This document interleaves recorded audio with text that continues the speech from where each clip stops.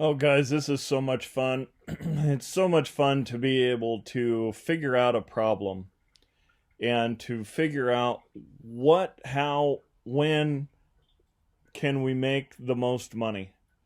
And how can we make this to where the motivated seller benefits as well as we do?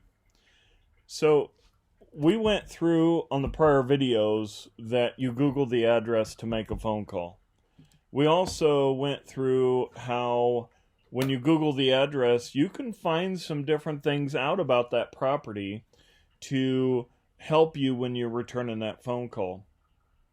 Please understand, the internet is only as accurate as what somebody puts in it. Meaning there has to be a human person somewhere that has entered data that these websites have crawled out and picked up. So this is only as accurate as it can be. So we're going to spend time on Zillow on this video.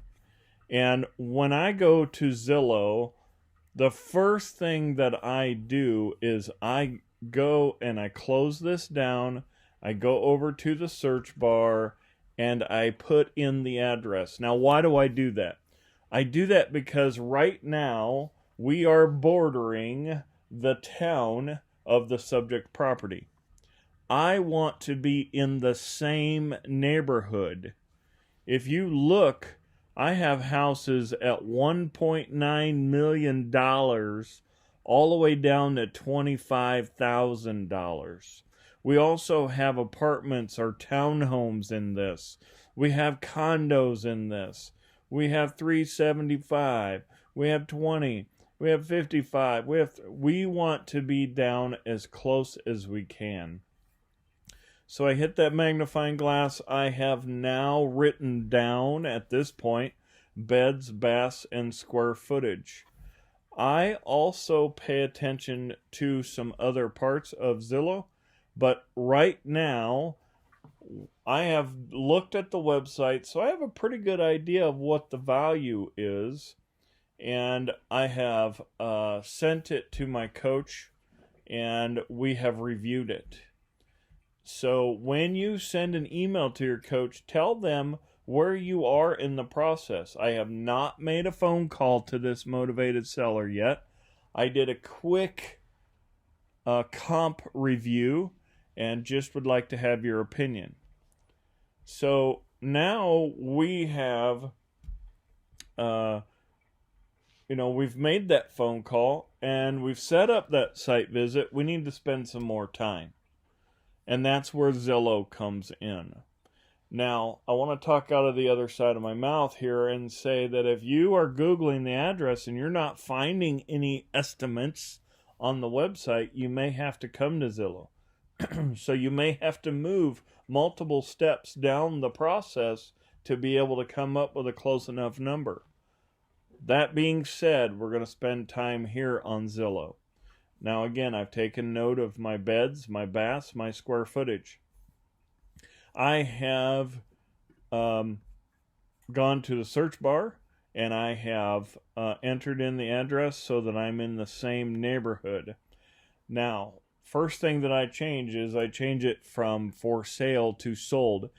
For sale is a fantasy number. It is what the seller is wanting for the property, not what the buyer will pay for the property.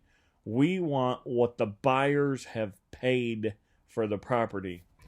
So the other thing is beds and baths. Now, I personally do not add the beds and baths in here. I believe that it limits me, and I will explain some of that to you here in a minute.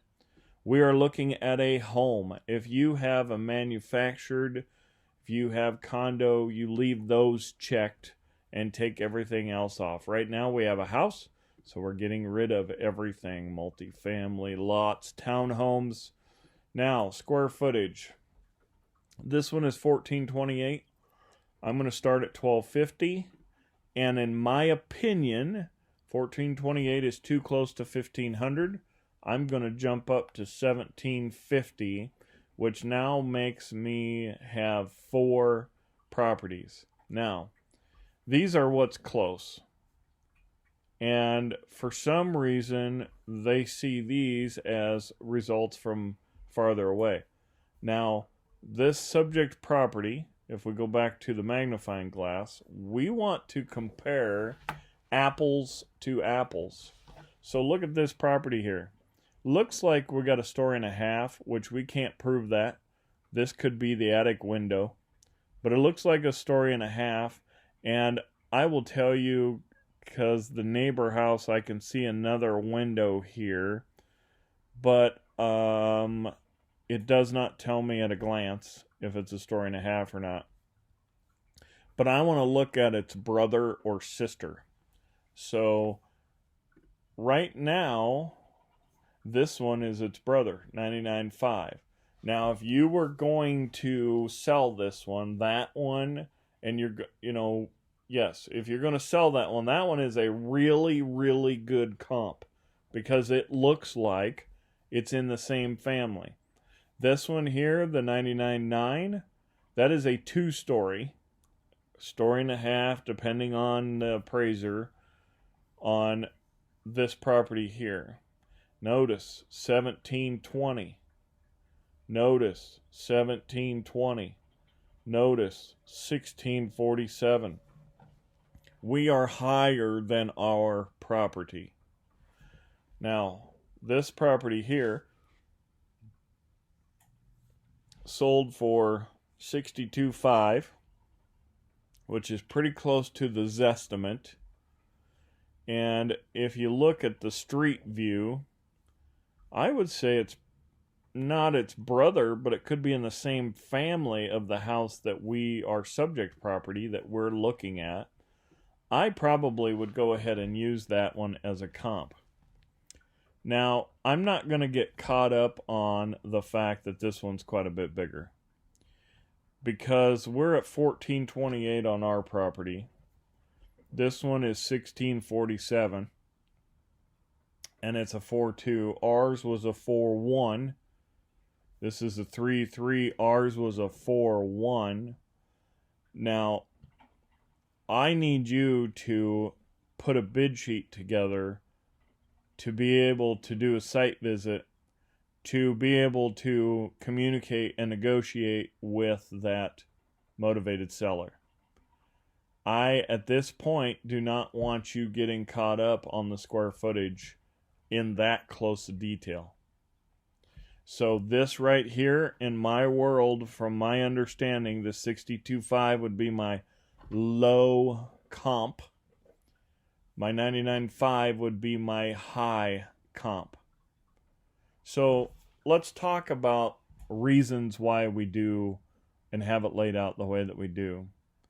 Again, you are not investing in this property. So you don't know the style of buyer that you are selling to. The reason I don't want you to get caught up in the details is because that buyer may go to the top of his finishes, and that house could go for more than 99.5. Or maybe you have a buyer that puts lipstick on a pig, as they say, and they paint it, they put carpet in it, they may update the bathroom a little bit. Well, that 99.5 might be at the top end of what he's going to pay or sell it for. Your job is to understand the pricing in the area. The reason we do the average is because it's the average of the 2 types of buyers. So pay real close attention to how stuck you are of finding an exact comp. You're not investing your own money. You are listing properties. You are signing option agreements on properties to be able to sell to the buyer. You are not investing your own money at this point. If you are, your coach and you need to be in detailed discussion over that. But you can't get caught up on the details at this point. Now, to me, I've got enough information to do a bid sheet, do a site visit, all of that stuff. I can adjust it. So my high and low on average, we're going to be somewhere in that $80,000 mark. So, if we Googled that address and, Zillow showed it at 87, Realtor showed it at 75. Oh, I'm finding an average. 80,000. Trulia seeing it at 87. I already see that my number was right. That it right around that $80,000 mark was perfect. So that is good enough to make that site visit, to sign that contract on. You're going to learn so much by signing contracts. So I don't want you to get finicky. I want you to sign contracts. If you have to call your coach asking if you should sign it or not, more than likely you should sign it. When in doubt, sign it. Go sign contracts. All of them and as many of them as you can. And sell them. You will be amazed on what kind of buyers you can find. Am I going to promise you're going to sell every one? Absolutely not. But am I going to tell you that you're going to build a buyer base that you can shove these properties to over time, and you're going to learn neighborhoods that you're working in consistently and being able to be more accurate because you understand the neighborhoods? That is a subject for another video. Go sign contracts.